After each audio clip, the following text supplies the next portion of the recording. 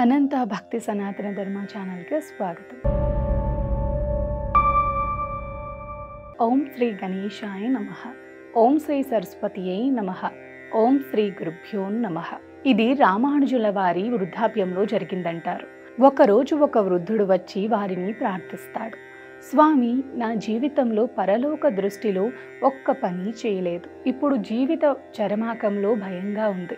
రామానుజుల వారి నిన్ను గట్టెంకించగలరని నా మంచి కోరేవారు దేవరవారి వద్దకు పంపించినారు. మీ సేవా భాగ్యం కలుగజేయండి అని అన్నాడు. రామానుజుల వారు విని నవ్వుతూ ఇలా అన్నారు.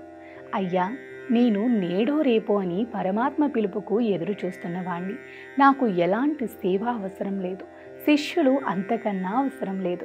దయచేసి ఇంకెవరినన్నా ఆశ్రయించండి. వృద్ధుడు ఒప్పుకోడు. జగద్గురువులైన దేవరవారు కాదంటే నాకింకో దిక్కు లేదని ప్రార్థిస్తాడు. చివరికి రామానుజుల వారికి ఒప్పుకోక తప్పలేదు. వృద్ధుడికి ఇలా చెబుతారు. అయ్యా, తమరు అంతగా అంటున్నారు కదా, అయితే నాకు ఒక ఉపకారం చెయ్యండి.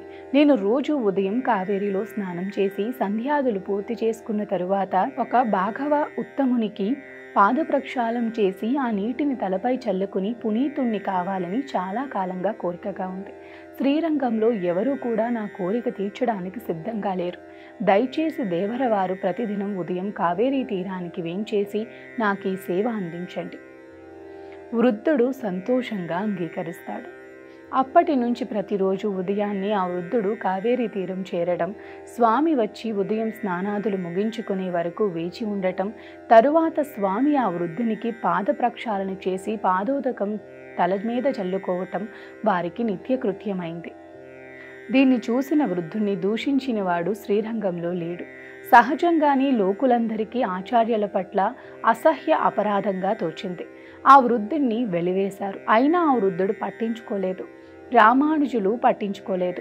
నిత్యకృత్యం నిరాటకంగా సాగిపోతుంది. ఒకరోజు రామానుజుల వారికి అనారోగ్యం చేసింది. దానికి తోడు కుండపోతగా వర్షం. స్వామి నిత్య విధులన్నీ మఠంలోనే చేయక తప్పలేదు.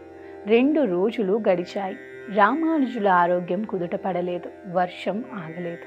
3వ రోజు ఉదయం వృద్ధ బ్రాహ్మణుడి భార్య రోదిస్తూ ఆ కుంభ వృష్టిలో రామానుజుల వద్దకు వచ్చి చెబుతోంది. స్వామి, 3 రోజుల క్రింద ఉదయం యథాప్రకారం దేవరవారి వద్దకు నా భర్త బయలుదేరాడు. ఇప్పటిదాకా ఇంటికి చేరలేదు. దేవరవారికి వారి ఆచూకీ తెలుస్తుందని వచ్చాను. స్వామికి నోట మాట రాలేదు. అనారోగ్యం మరిచిపోయాడు. దండమెక్కడో పవిత్రమెక్కడో ఒక్క ఉదుటున కావేరీ వైపు పరుగు. స్వామి వెనుక శిష్యులు, ఆ వెనుక శ్రీరంగ వాసులందరూ. వారిని చూసి రంగడూ బయలుదేరి ఉండొచ్చు. పరుగెత్తి వచ్చిన స్వామికి కావేరీ ఒడ్డున వర్షంలో తడిసి ఆకలి దప్పులు లెక్క చేయక జ్వరంతో వణుకుతూ యథాస్థానంలో నిలబడి ఉన్న వృద్ధుడు కనిపించాడు. స్వామి, వేంచేయండి, దేవరవారి సేవాభాగ్యం కృప చేయండి అంటూ తీవ్రంగా వణుకుతున్న తన కాళ్ళు ముందుకు చాచాడు.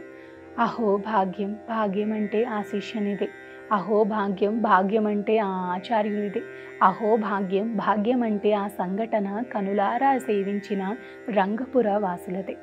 పరమ విరాగి అయిన రామానుజుల కన్నులు గంగోత్రులైనాయి. దూషించిన జనుల హృదయాలు కరిగి సెలయేర్లయ్యాయి. శ్రీరంగనాథుడు స్థానువైనాడు. ఇదండి చరమపర్వనిష్ట అంటే. శేషత్వం అంటే ఇది. అది భగవత్ శేషత్వం కానీ, ఆచార్య శేషత్వం కానీ, భాగవత శేషత్వం కానీ. శేషత్వం అంటే ఇదే. ఆచార్యులు తనను యథేచ్ఛగా వినియోగించుకునే విధంగా స్వరూపం ఉండటము పాపపుణ్యములతో సంబంధం లేదు. అపరాధ నిరపరాధములు లేవు. అసలు మనకంటూ అభిప్రాయమే అవసరం లేదు. ఆచార్యులకు చేతిలో ఒక ఉపకరణం కావటం. సర్వే జన సుఖినో భవంతు. లోకా సమస్త సుఖినో భవంతు. గోవులను సేవించండి, గోవులను రక్షించండి. ప్రకృతిని కాపాడటం మన ధర్మం. ప్రకృతిని కాపాడండి, ఒక్క మొక్కైనా నాటండి. నమస్కారం.